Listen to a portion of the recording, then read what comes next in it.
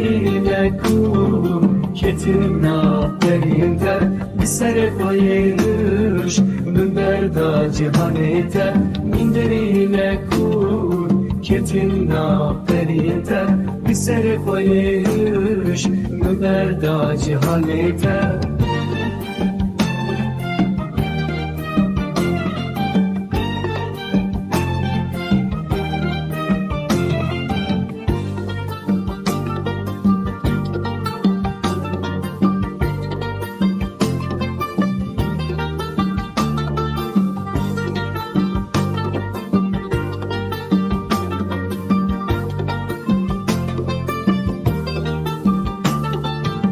Ne bahane dilemin ve de gönderimine razının ve şartı